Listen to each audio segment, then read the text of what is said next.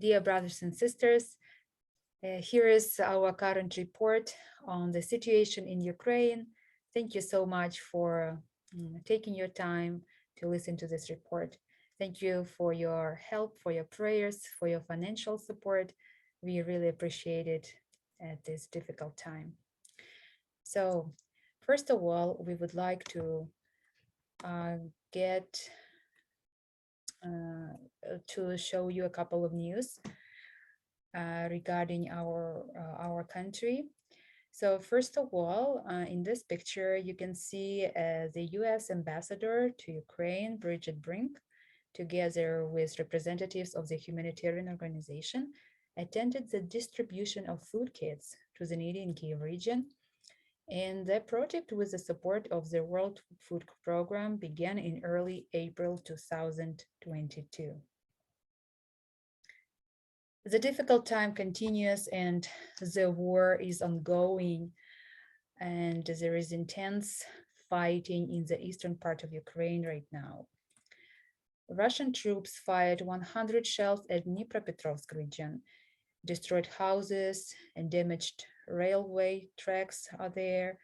And in this picture, you can see a secondary school that was destroyed. We can say that there is simply no safe place in Ukraine, but we do not lose heart and do not give up. There is always hope.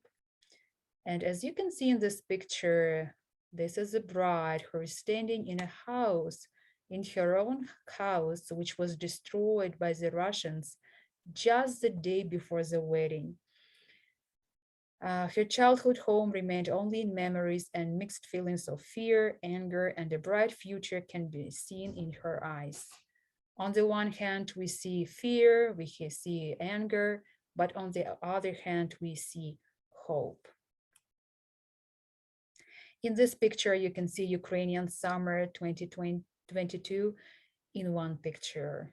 We can see a wheat field with tanks and soldiers there.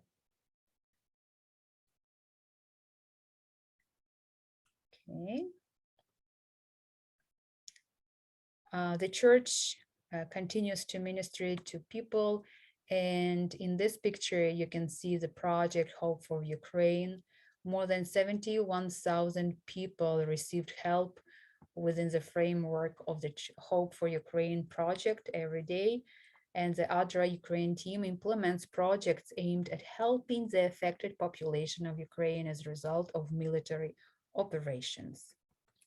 In this picture, you can see ADRA team, and they have distributed 6 million kilograms of food among people. The Adventist Relief and Development Agency, ADRA, distributed charitable aid to 700,000 people in June only. Praise the Lord for this, such a great help. There is an urgent prayer request that we would like to share with you. There is a great necessity for the Bibles and a website with the online Bible. Before the war started, we had only websites in Russian or Belarusian, but now they were banned in Ukraine, and we don't have online Bible website right now. So right now, our church has a challenge, and we have a chance to create this kind of online Bible website.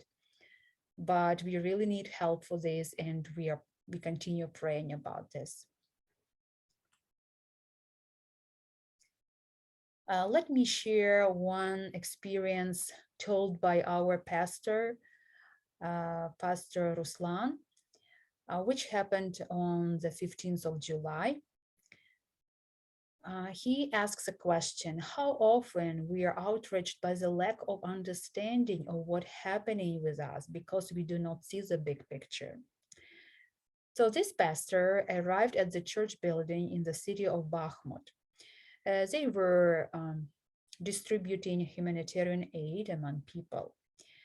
After an hour work, he says, at 1 o'clock, I noticed that my car keys were missing. The city is under periodic shelling, so I didn't want to linger somehow. But there were no keys anywhere. From the period of 1 p.m. to 3 p.m., the key was not found. And I remember that it was in a visible spot on the table, but it was not there. We saw that I left it in the car, but then we checked and we couldn't find the keys. We were praying, we were sinning. I was panicking in my heart because that was a conference car and we were 300 kilometers from Dnieper. Somewhere the shelling started. After the shelling, the keys were found. We got into the car, we drove further according to our plan, even though it has been changed, but still. And reaching our destination, which is a residential area where we were supposed to meet people and we were supposed to give them some humanitarian aid.